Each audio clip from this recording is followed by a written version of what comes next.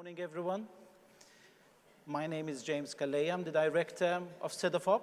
As our conference facilitator has just said, CEDOFOP is the European agency for the development of vocational education and training.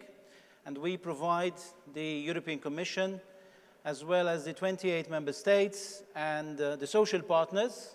We have employers and trade unions on our governing board with evidence-based research on the development of vocational education training in Europe, as well as new knowledge on the trends, on the future of VET. This is our remit. We are based in Thessaloniki, and this is a very exciting moment because this session closes a wider discussion which we have had over these last 48 hours. Skills and careers without borders. This might be a new topic in the sense of widening the perspective of skills and careers beyond the geopolitical boundaries that we are used to when we talk about qualifications. And this is a title which I would have given a lecture myself about, because it's a very interesting topic to talk about, because this is precisely the future of where learning will take us, where learning will take young people and adults in a world of employment which is changing, we said, by the minute. Technology is changing the way we think and the way we relate with each other.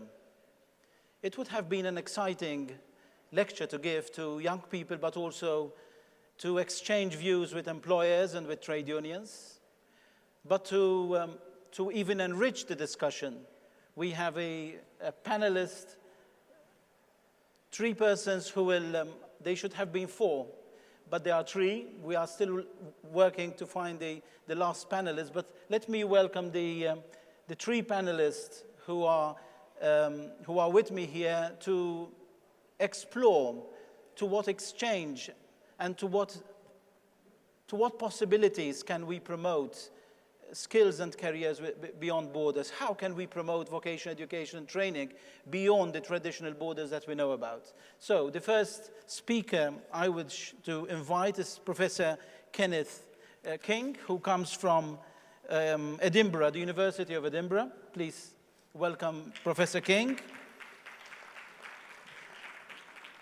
Professor King was a director of the Center of African Studies, but what is very interesting about Professor King is that he has knowledge of 2 camps, the higher education, the university, as well as vocational education and training, because for 30 years he edited NORAG, which is a network for international policies and cooperation in education and training, a newsletter which I used to consult very often. So thank you very much.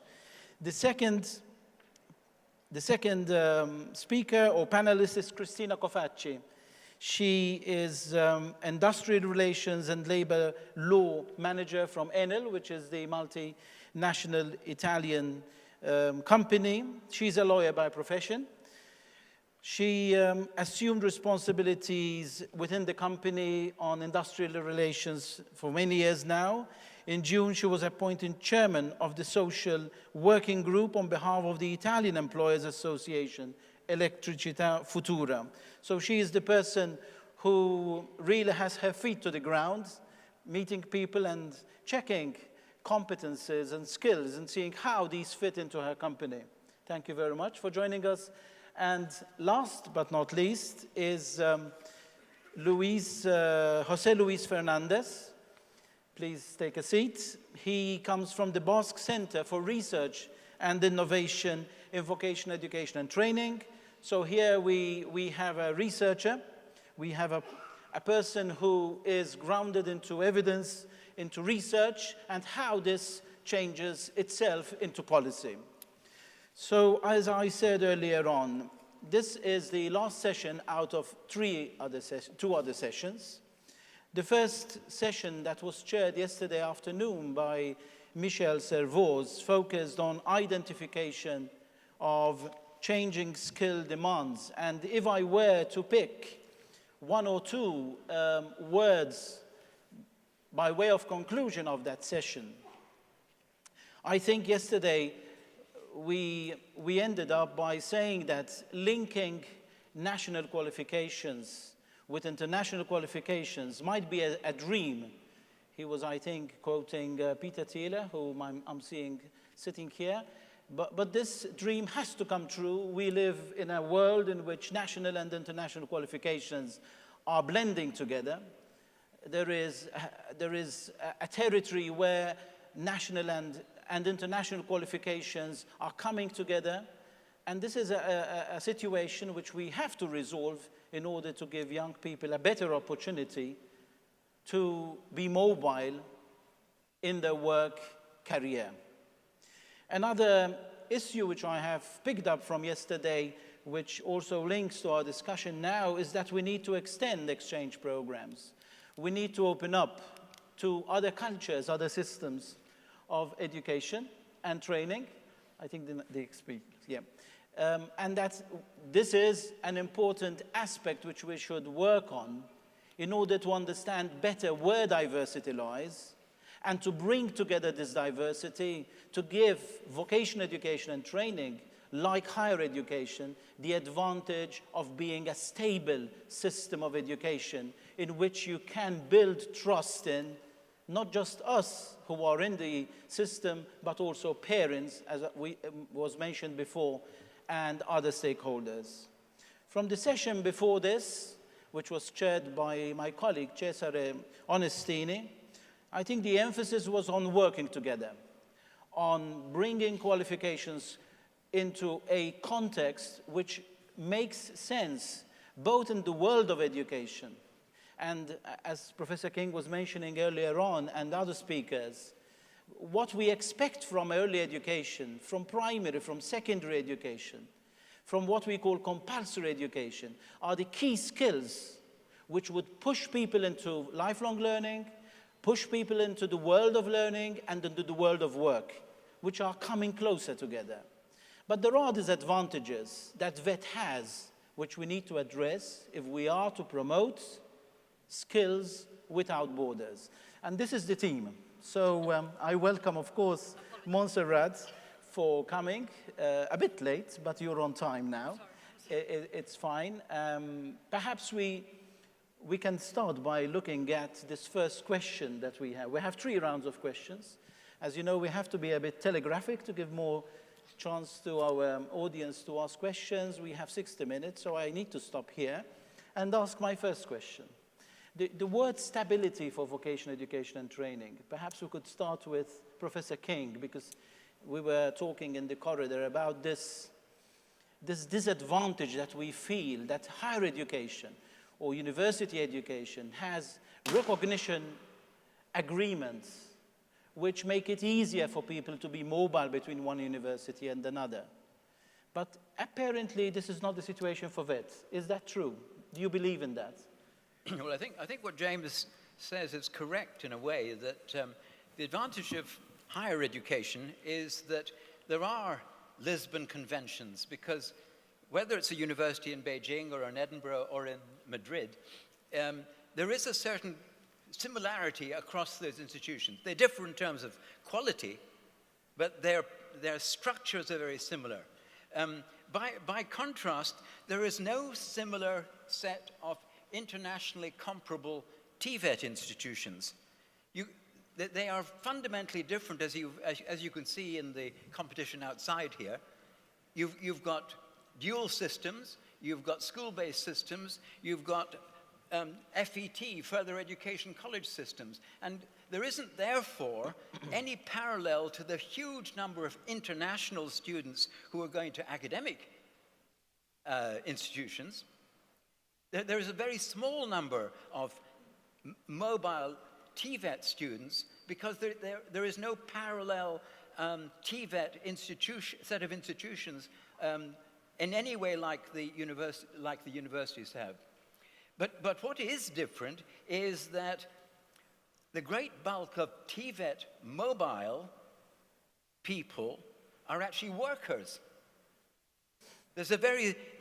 indeed, if you look at the number of mobile skilled and less skilled workers, even in these 6 countries of the GCC, there are actually more mobile workers in these 6 countries than the entire international student body. There's 2 million in this country, there's 2 million in that country, there's 1.9 million in the next country. If you look at it in gross, there are a huge number of mobile workers. Many of them are actually TVET workers. So we need to be clear that when we're trying to compare qualifications, we're looking at 2 very different sets of systems. And so I hope we will come back later perhaps to look at what is the possibility that there could be a mobility charter. We've heard about Erasmus Plus VET mobility charter. Perhaps that charter, through the EU to start with, will allow more mobility of VET students across VET institutions, even though those are diverse, as James has said in his introduction. So let's make clear that we're talking about 2 very different kinds of constituencies when we're talking about higher education on the one hand, and mobile VET students and mobile VET workers on the other. Thank you, Kenneth. I think this is a very important point. And if we take this as an issue and place it at Enel in your department, would that make any difference to you? That there is this unstable situation for VET as compared to higher education when you recruit people? Okay, just a little word from a multinational perspective. I mean, first of all, thanks to the European Commission to have offered to handle this occasion, because I found all the panels very interesting and useful for us. Because in this World Conference, but in general, in the daily activities of the multinational companies, the global market is really global one. And just to give you an example of our organization, we have global business line. I mean, we have generation, distribution, and trade, green power, so renewable energies all over the world. Because we are based in Italy, but we are now in more than 30 countries. And for each of this global business line, we have many different needs, but the same needs for all the plants all over the world. So we have blue collars, white collars, engineers, but from a business perspective, we have our industrial plan and our strategies influencing also the skills needs. And when we look for a young technician, for example, it's not so important the formal qualification. As other panels have underlined, there are so important the motivation, passion, adaptability of young person. So it can help so much in our opinion, in my opinion, and we are discussing this with social partners at many different levels, to have a string connection between the industrial plans and strategies of multinational companies and educational institutions all over the world. Because as I said, for a multinational company, it's important to have a good possibility of inter-exchange, not only program, but opportunity of jobs among different countries. And for us, a good technician in Italy must be a good technician in Brazil or in Colombia or in Africa. And so we are committed to collaborate with VAT institutions, but also universities, respecting the autonomy of researchers, because I agree with a person in the public that must be a dialogue, but with a strong respect of the 2 different worlds. I mean, business can offer a level of innovation that is necessary to be competitive. And we are, for example, established an apprenticeship program with technical schools in Italy and in Spain and Romania, where we offer our innovation tools to the schools.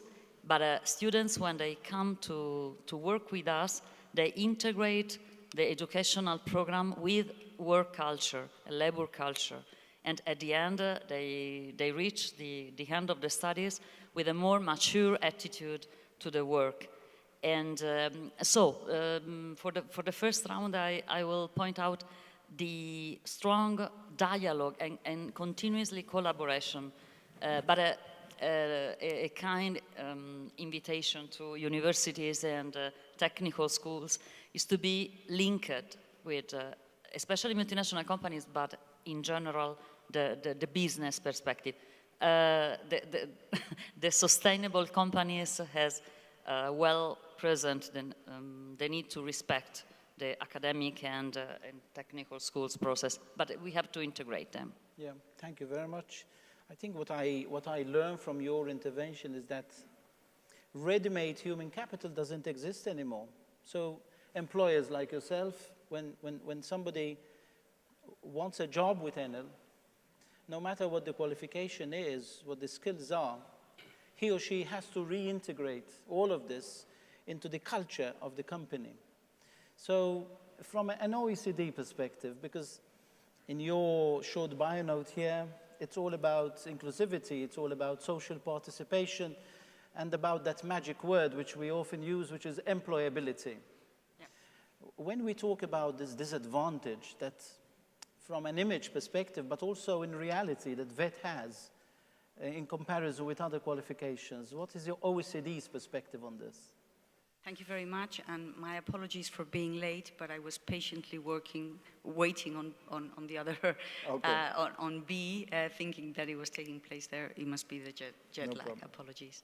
I mean, I think that the prestige of VET from the data that we have is an issue in some countries, but not in all of them. And it's an issue when countries have not modernized VET as their economies have changed, and VET has remained an option either for low-performing students or for low-skilled manual jobs. In many countries, as the economies have transformed, the VET systems have become very aligned with the labor market needs, have modernized, and have therefore equipped students with much higher levels of skills and the kind of horizontal or generic skills that were discussed before, complex problem solving, critical thinking, teamwork, adaptability, the initiative and the motivation to continue learning throughout life. And in these countries, I think the outcomes, both in terms of employability, both in terms of the quality of the job and the salary range that VET students can aspire to, and also in terms of the other dimensions that we measure, which are well-being.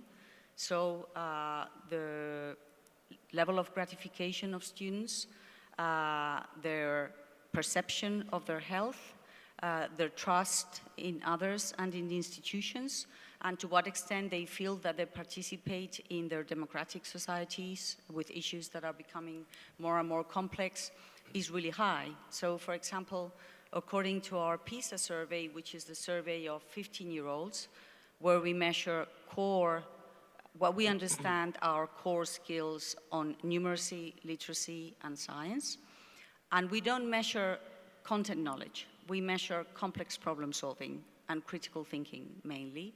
So you need the content knowledge, but you also need the ability to do these tasks. We find that in more and more countries, VET students at the age of 15 are doing better than those students using the academic track. So I would say that we can't generalize, that it depends on whether the VET system has been able to change as rapidly as the needs of the labor market in different countries and adapt to those. And in those cases, I think the VET system has high prestige. This is the case in Germany, where a very high proportion of students choose VET. But we were having a ministerial meeting yesterday. The minister from Finland, one of the highest performing countries according to our PISA survey, was saying that about 50% of students choose each option, but they find that more and more students choose vet because they feel that it's more closely linked to their chances of getting a job, more closely linked to the things that they need to acquire, the skills that they need to acquire in order not only to get their first job, but to continue learning throughout life, while the academic track is very much organized in silos, something that today is becoming a bit of a problem. So I would say that we have a very broad spectrum from countries with a slightly outdated vet system, still very much based on low-skilled jobs, manual jobs, low skills, and other very well-developed vet systems that are very prestigious and where students are finding a very dynamic system that is much more aligned with the very changing needs of the labor market. Yeah, that is very true, because at least from our experience with the EU member states, where vet systems are strong, youth unemployment is very low, which implies, of course, that vet manages to capture all types of capacities and all types of learning that people seek and may not find in compulsory education and may not be attracted to academia or to research-based degrees. I think this is an important aspect which was also mentioned yesterday, the issue of making vet more practical, meaning more in line with how people learn. We all know that we learn in so many different ways, and I think we are here on this panel here, I was counting the number of degrees that all of us have. There are about 13 degrees or 14 degrees that we possess here. But I don't think we were called on the stage because of our degrees in philosophy, in philology, in literature, etc., but because of the experience that we have had over so many years, which for me implies that experience is the best school that people can learn from. And our research at CEDEFOP has also shown this, that we learn from peers, we learn from employers, we learn from places of work, which are becoming increasingly the schools of the future. And therefore, I turn to you, Jose. When you transform research into applied research, and therefore research which makes sense in a social context, do you also see that TVET has these advantages that we need to overcome as quickly as possible? Yes. I think Montserrat is right with the things that she was talking about. But previously, I should like to talk about something that is very important for the audience, I think. We have been listening for 2 days, a lot of magic words like creativity, innovation, applied research, green skills, soft skills, entrepreneurship, internationalization. And it seems that all of us agree about the need of implementing a vocational education and training system that incorporates all those elements. But the thing is that we have been listening to the same message for the last 6-7 years in different seminars, in different conferences, in different panels, and nothing happens. So we've got a problem. Somewhere we've got a problem. And I think the problem is that when we are talking about implementing a program, a new program for vocational education and training system that incorporates all those elements, it can be done. But there should be a national or a regional strategy to be worked on. And before talking about partnerships and networkings and at an international level, the problem we have in most of the countries is inside the country. Have a look at your own countries. Do you think that in your countries, an organization that is top level in innovation is ready to transfer the knowledge to the rest of the organizations of your country? Is real that in your countries, is there a national strategy of transfer of knowledge between the vet providers, public and private providers, to improve the vocational education and trade system in the country or in the region. I think that if we don't give that first step, it will be very difficult to talk about internationalization. The same with creativity, innovation. When we're talking about creativity and innovation, sometimes it seems that they are like some stickers on the blackboard, but there is no strategy to have an inclusive approach to integrate those elements in the real educational system. So we cannot talk about entrepreneurship because we are giving a class on entrepreneurship, or about creativity because we are going to use, I don't know, dynamic with our students. So there should be something much more integrated, something much more organized, something much more based on a strategy. So when I am talking about it, and I finish now, is that it's needed, before giving the second step, it's needed to have a national, a regional strategy to start working with.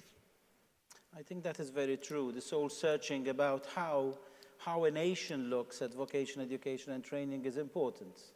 The image we portray, the priority that we give, the money that we invest, of course, all this makes a huge difference. I come from a very small country. I come from Malta. Until 2001, only failures went to vocational education and training. It was not even a second option. It was probably a no option. Nowhere to go, you go to vocational education and training. Thanks to the European Training Foundation, thanks to our accession into the European Union, we started a huge national reform. But the first thing we did was to try and change the image of VET. And the moment we introduced the bachelor's degree in vocational education and training, all parents looked at VET in a completely different way. Why? Because whether you go to a vocational education and training college or whether you go to our old university, which dates back to 1592, and you get a bachelor's degree, there's a parity of esteem, even with employers, even with government. So the image is important. How we portray VET, how we portray VET to very young learners. I think this is what I get from the first round of questions here is extremely important, because as Christina was saying, the ready-made human capital is there no more. The basic skills should be there, the behavioral skills should be there, the transversal skills should be there, and we assume that they are there. The rest belongs to the world of work, which becomes the new school of lifelong learning. Now, if we have a problem here, how to resolve this issue? Because we have been given the task to come up with concrete steps for the future. This applies to you as well, so any ideas of how we can take this forward is extremely important. But I turn back to Professor King again, if you don't mind. The next question is on how to improve recognition arrangements. I know that for universities, it's pretty easy. Whether you have a bachelor's, a master's, and a doctoral degree, you can go anywhere. You just say, I'm a bachelor's degree. That is a passport to the next degree, but not in VET. In VET, we have a conglomeration of systems. Can we resolve this issue? Well, what James was asking us was, how can we improve the recognition of learning and careers, of the mobility of VET learners and skilled workers, putting the two together. But in fact, it's difficult to put those two together. As I said in my earlier introduction, the number of mobile VET learners is tiny, really tiny. If you think about the countries that are sending millions of people to these states here. We heard earlier today that a relatively small country, Ukraine, has 7 million workers outside Ukraine. Those have been paid for by Ukrainian education and training systems, but they are being used for the advantage of places like UK and Germany and elsewhere. So there is a when you come to thinking about the recognition of those, you need to begin to disaggregate who are the mobile workers. In these countries of the Gulf Cooperation Council, you've got two very different kinds of workers. You've got relatively unskilled or less skilled workers who are coming through agency systems. Those agencies that are recruiting people in India, UP, Bihar, Pakistan, they are not actually asking for the vocational qualifications of those workers. These are millions of people. They're simply asking for a fee and for an arrangement to come here.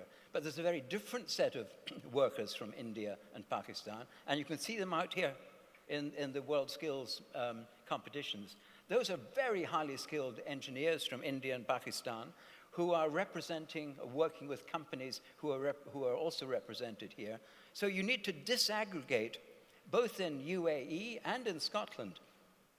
In Scotland, the residents in Scotland are less educated than the majority of mobile workers in Scotland. In a town that I know well, in Aberdeen, 4 out of 5 mobile workers have got degrees. That is much higher than the Scottish average. Mm. So we need to disaggregate and look at the whose recognition are we concerned about? As you know, the freedom of movement, which unfortunately Britain is just about to, get rid of, the freedom of movement has meant that people have been able to come into our country without any very elaborate checking of recognition of their qualifications. My house was done up by brilliant Polish workers, okay? Not by, I had to fire the Scottish workers. They weren't coming on time, So we need to use our insights and our research to understand whose skills are we concerned to recognize, whose skills are we trying to validate, and I do think that we need to look very carefully at the difference between the freedom of movement workers, which are really large numbers, I think the mobile EU workers going across what people call movers, the EU 28 movers, there's between 11 and 8 million of those who are moving across Europe. There's more than 2 million in the UK. There's more than 2.7 million in Germany, and so on. Those are moving with qualifications, but their qualifications are not being checked out on the border because you can move straight in provided you've got a place to work. So I do think it's important to say, where are we trying to apply these recognition criteria? I think he has raised an interesting point, the point of trust here. How would employers, such as Christina, trust the paper that she sees or the transcript or the certification that she has in front of her as a manager? So going back to the second question, how could employers help with the recognition arrangements? Okay, just a brief answer to this and some other general consideration on how can employers and even sectoral strategies can help the process. Because just to offer a more optimistic view to Jose Luis, maybe that also not only country and regional strategies, but also industrial sectoral strategies are so important, because we, for example, as electrical sector in Europe, we are trying to have similar strategies. We are different employers, and for many aspects we are competitors. But for other aspects, for example, to enforce the typical skills of our sector, we are working together just to explore the mismatch of skills with vet providers and academic institutions all over Europe, and try to offer them our possible contribute. So employers can offer their commitment to shift the perspective from cost to investment. investment in human capital and training people. And turning to James' question, an employer, especially a big employer, has the responsibility to develop an internal training capacity that can help also the real knowledge of people from other countries or from other systems. I mean, we have the possibility to know the person in a probation period. And for example, now in Italy, we have a huge problem of migration and people arriving in Italy without formal qualifications, because often they come from countries we don't know well, and especially for West Africa, we don't have real, we are not sure of which qualification they have. And now we are trying with our ministry to offer them possibility of internship and training in a workplace. And so we for example, we have been told that there are some electricians, and we are ready to offer them the possibility of a traineeship, but during the traineeship, we will have the task to know better them and to offer them also an internal training, because the academies, the internal academies of big companies, they are so important for the lifelong learning training of employees, and also to offer a contribution for the supply chain, because the supply chain is also a good environment in which operate concretely this knowledge transfer. And we are trying to do so for even for our competitiveness and to be a sustainable business, but sustainable in the long-term perspective. If we have a good supply chain and a high-skilled supply chain, from technical, safety, all point of view, yeah, it's better for us and also for the system. Yeah. So I'd suggest a multi-stakeholder approach, and where, okay, the big companies, they have to do their job and to take responsibilities, not only to search from the government or educational institution the solution. Thank you, Christine. And Montserrat, would you agree with this approach in which employers, of course, the issue of employability is important, but employability also implies recognition of certification, and recognition implies then a possibility of mobility, both for learners and for skilled workers. This is also obviously this approach. Yeah, well, the involvement of employers is becoming more and more important, as on-the-job training is becoming a more and more important aspect of VET, but not only VET, also of university degrees or even schooling, where in many systems having experience on the job is part of the whole education system.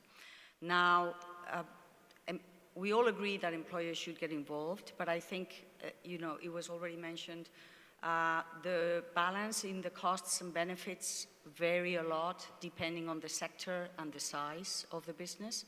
So for big employers, it's easier because the benefits are high and the costs are lower. So the costs of finding people who can spend time training the apprenticeship is lower. The cost, it's also in their benefit to keep upskilling people so that people can cope with the changes in the skills need that are happening on the same job. So not just for promotion, but because the nature of the jobs is changing so quickly that people need that upskilling continuously in order to cope with the changes in the nature of their own job. And also the benefits are higher because when they train people, the retention rates are much higher because they have much higher chances of offering jobs to those people that they feel have acquired the right skills. The challenge is for SMEs and for those regions or countries that are where the labor market is mostly composed of medium and small enterprises. Then here the balance between benefit and cost is exactly the opposite. It's really difficult to find the trainers, it's very costly, and retention rates are very low because a small business can only offer a small number of jobs. So there the solution is to create networks within sectors so that employers agree on what are the right standards. And if they do that, then this balance, which is the wrong way for SMEs, becomes rebalanced because then they all gain from training people that then move from one small business to another.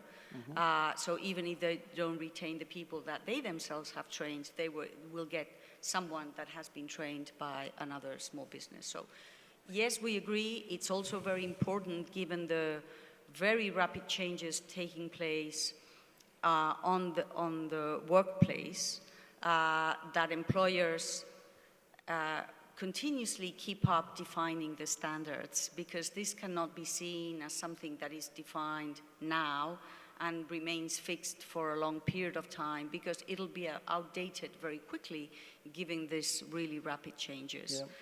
The other option to this, or it's not exclusive, it's an alternative, is employers more and more are complaining that no matter what kind of degree you have, whether it's a university degree or a vet degree, they're finding it more and more difficult to find people with the skills they need, because these skills are new and different from the skills that they needed in the past.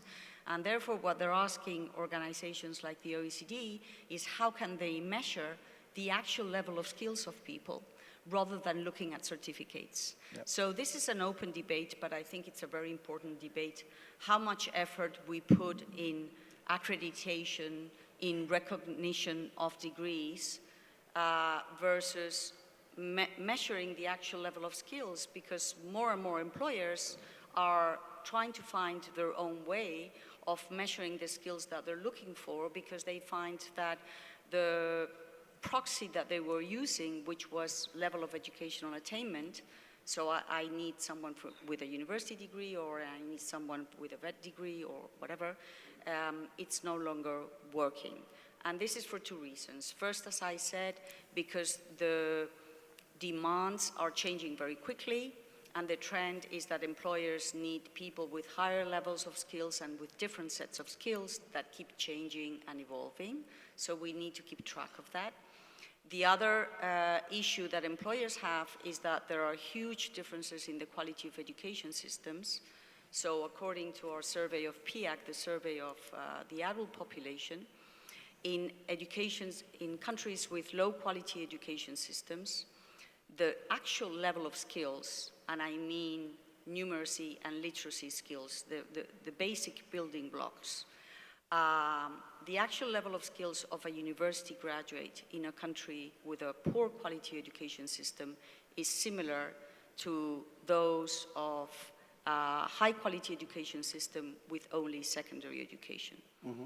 So the degree of differences in quality of education systems is huge. Yeah. And I think one of the reasons why there's so much mobility at the university level, it's not only the recognition of degrees and that everybody understands a bachelor, a master, and a PhD, but also everyone understands where are the good universities, and people are moving more and more to those universities that have a really high reputation because of their good quality. And this is lacking in the vet system. People don't have enough information about where are the good vet systems and the kind of skills that they will be equipped with. You're very correct. I mean, as soon as you graduate or you present your certifications, the first thing you say is from which university. So the prestige and the esteem of a university or a learning institution is extremely important. And yesterday, if I recall correctly, Michel Servoz said that competitiveness is about skills, and skills define competitiveness. Now, you are the researcher, you are coming from an institute which transforms research into policy. From the discussions here, the issue of recognition, therefore, from your perspective, is it something which we can resolve, of course? We have to be positive about it. And moving to the third question, although you can bridge the second with the third, what are the concrete steps?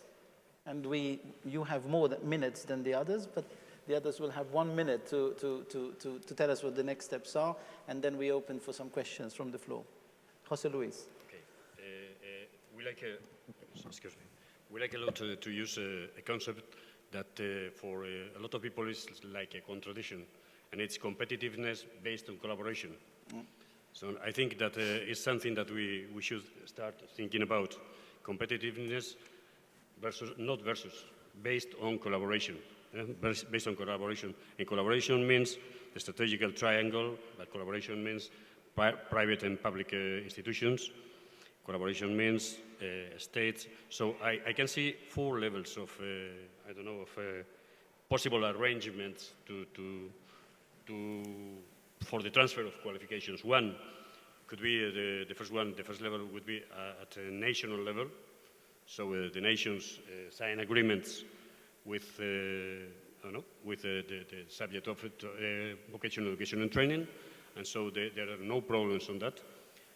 2 risks. One, that the agreements will be signed by top countries, and that means that the gap between the countries in industrialization and the industrialized companies will be bigger.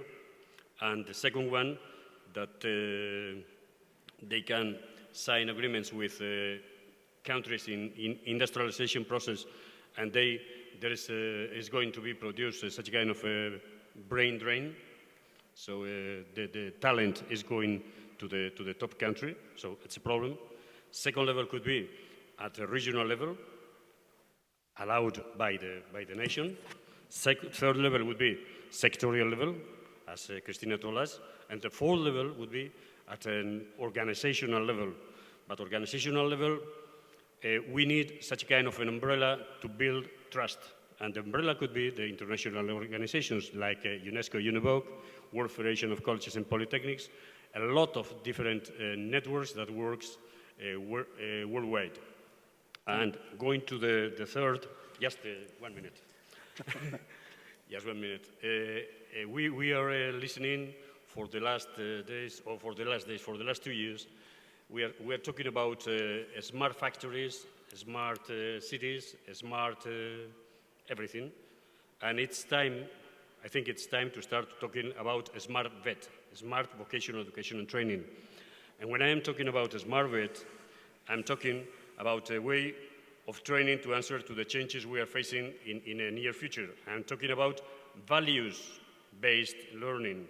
I'm talking about competencies and assessment-based learning. I'm talking about taking into account innovation and applied research. The first panel, the previous panel, they were talking about research. It's true that the research is being done by the university, but one way to link university and vocational education and training is that research is in their hands, but applied research is in vocational education and training. And nobody talked about vocational education and training in 2 days. We were talking just about apprenticeships, but there is another level. It's 5th level of vocational education and training, that is higher education.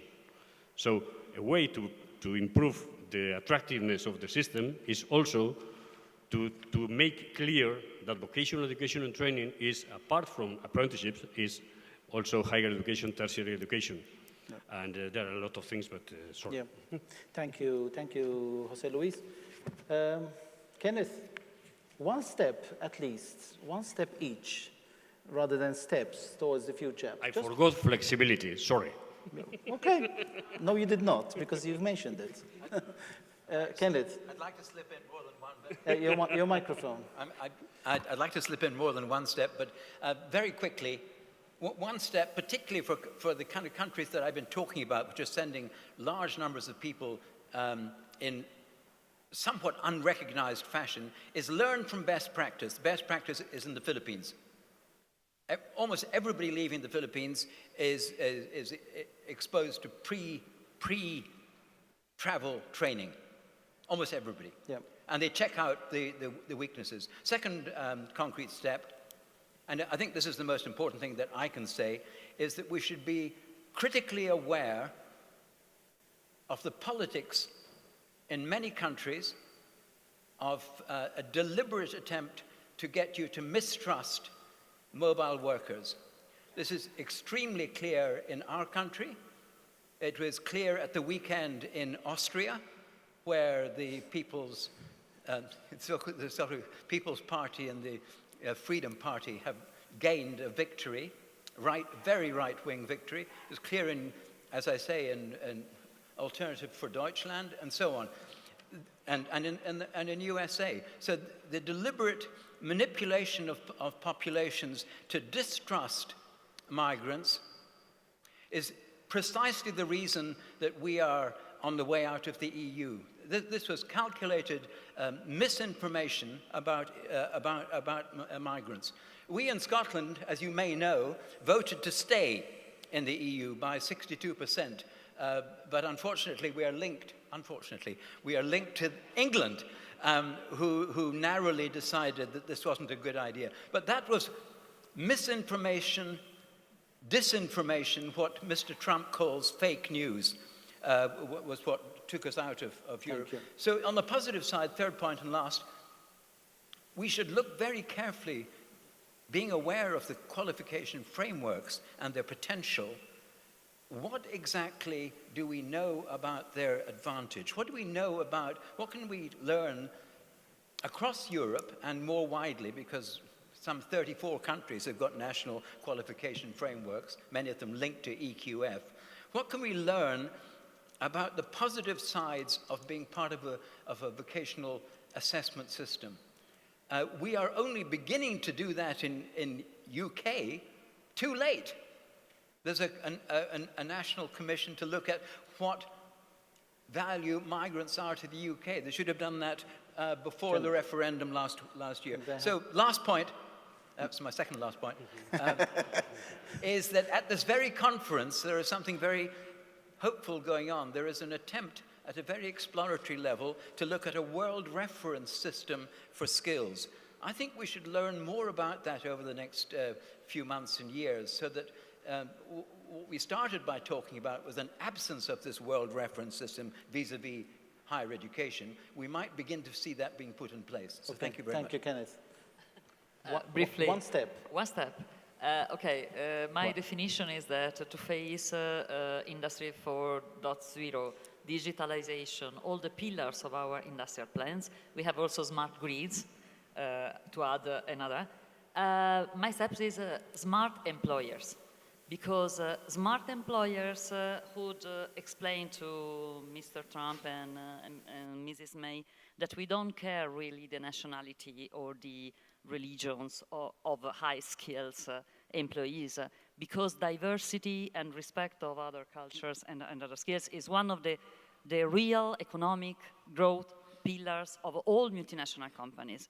So, smart employer, I think we can commit to reach and to face these challenges of the future together with the educational system and investing in human capital from the beginning.